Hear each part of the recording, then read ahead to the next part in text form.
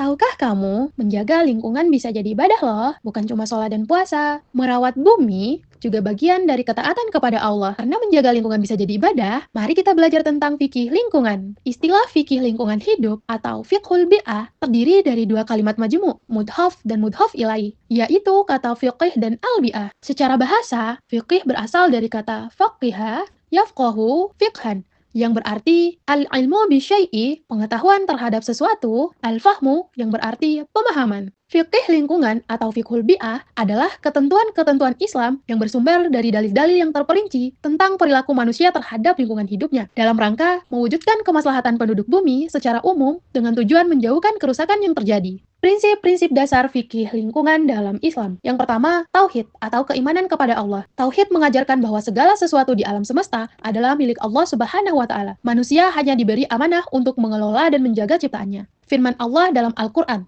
Bismillahirrahmanirrahim. Lillahi ma fis samawati wa ma fil ard. Wa in tubdu ma fi anfusikum aw tukhfuhu yuhasibukum bihi Allah. Fayaghfiru liman yasha'u wa yu'adzibu man yasha'.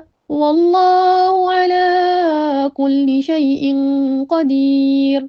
Yang artinya, milik Allah lah apa yang ada di langit dan apa yang ada di bumi. Jika kamu nyatakan apa yang ada di dalam hatimu atau kamu sembunyikan, niscaya Allah memperhitungkannya tentang perbuatan itu bagimu. Dia mengampuni siapa yang dia kehendaki dan mengazab siapa yang dia kehendaki. Allah Maha Kuasa atas segala sesuatu. Quran Surah Al-Baqarah ayat 284. Prinsip ini mengingatkan manusia untuk tidak bertindak sewenang-wenang terhadap alam. Baik, memasuki pembahasan yang selanjutnya, melanjutkan dari rekan saya, tentunya masih berputar pada bagaimana prinsip dasar fikih lingkungan dalam Islam, terutama dalam hal khalifah atau kepemimpinan.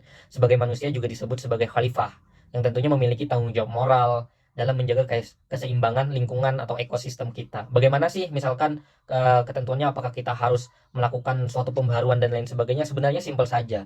Dalam mencakup melindungi lingkungan dari kerusakan itu sudah termasuk dalam tanggung jawab moral kita menjaga keseimbangan lingkungan ataupun ekosistem. Memastikan misalkan sumber daya tetap berkelanjutan atau memanfaatkan secara adil dan bijaksana, tidak semena-mena atau tidak berlebihan dalam pemanfaatan sumber daya alam. Tentunya harus dimanfaatkan secara adil dan bijaksana. Ini adalah tanggung jawab moral sebagai khalifah atau manusia di muka bumi. Nah, kemudian dilanjutkan dalam pembahasan berikutnya, yakni tentunya kita juga melihat dari unsur-unsur pertimbangan yang lain, yakni adalah keseimbangan. Bagaimana Islam mengajarkan kepada kita semua dalam hal tentunya alam, untuk bagaimana sih keseimbangan antara manusia, alam, lingkungan, dan sekitarnya. Tentu saja manusia misalkan dilarang dalam merusak keseimbangan ini. Sehingga tidak ada misalkan eksploitasi secara berlebihan, tidak ada pencemaran dan lain sebagainya. Ini diterangkan misalkan dalam Quran Surah Ar-Rahman ayat 7 dan juga 8. Kemudian yang berikutnya yakni adalah bagaimana kita memanfaatkan untuk kemanfaatan umum atau maslahah.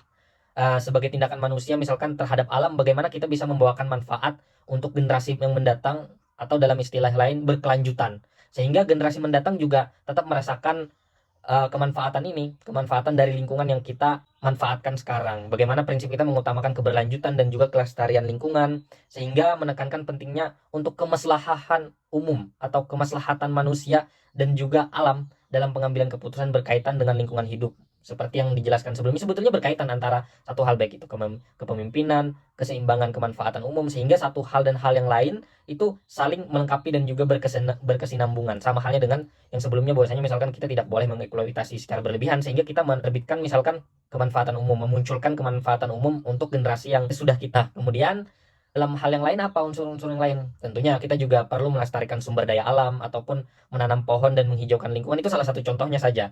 Misalkan dalam hal kita kekhalifahan, dalam hal kepemimpinan kita, bagaimana kita menginovasi. Misalkan melestarikan sumber daya alam ini bagaimana, kemudian menanam pohon dan menghijaukan lingkungan, itu juga termasuk dalam pemanfaatan, dan juga itu juga termasuk dalam menyeimbangkan lingkungan. Nah, tentunya juga berkesinambungan, atau tentunya antara satu poin dan poin lainnya itu selalu berdampingan dan juga selalu mengikuti. Misalkan kita juga perlu melestarikan sumber daya air, di mana sumber kehidupan kita yang sangat penting tentunya. Bagaimana penggunaan air kita secara hemat dan berlebihan. Tentu secara khusus kita juga perlu mengatur, bukan bukan dalam hal mengatur peraturan, akan tapi dalam hal memanfaatkannya secara tidak berlebihan. Kemudian kita juga perlu menanam pohon untuk menghijaukan lingkungan sehingga terwujudlah nantinya untuk keberlanjutan kita, terhubung juga dengan bagaimana keseimbangan Fikih lingkungan dalam kehidupan sehari-hari. Yang pertama, menghindari kerusakan lingkungan. Islam melarang segala bentuk perusakan lingkungan seperti pembakaran hutan, pencemaran air, dan juga pemberusan sumber daya. Larangan ini berakar pada prinsip bahwa kerusakan lingkungan adalah bentuk pengkhianatan terhadap amanah Allah. Yang kedua, mengelola limbah dengan bijak. Dalam Islam, kebersihan adalah bagian dari iman. Oleh karena itu, pengelolaan limbah baik rumah tangga maupun industri harus dilakukan dengan cara tidak mencemari lingkungan.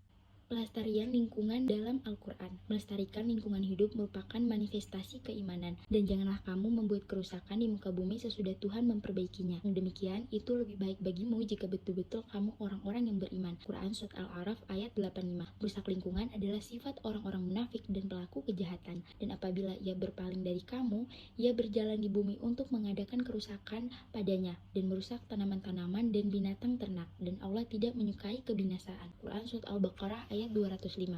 Alam semesta merupakan anugerah Allah untuk manusia. Tidaklah kamu memperhatikan sesungguhnya Allah telah menundukkan untuk kepentinganmu apa yang di langit dan apa yang di bumi, dan menyempurnakan untukmu nikmatnya lahir dan batin. Quran Surat Luqman ayat 20. Dan dia telah menundukkan bahtera bagimu supaya bahtera itu berlayar di lautan dengan kehendaknya. Dan dia telah menundukkan pula bagimu sungai-sungai, dan dia telah menundukkan pula bagimu matahari dan bulan yang terus-menerus beredar dalam orbitnya, dan telah menundukkan bagimu malam dan siang. Quran Surat Al-Imran ayat 32-33.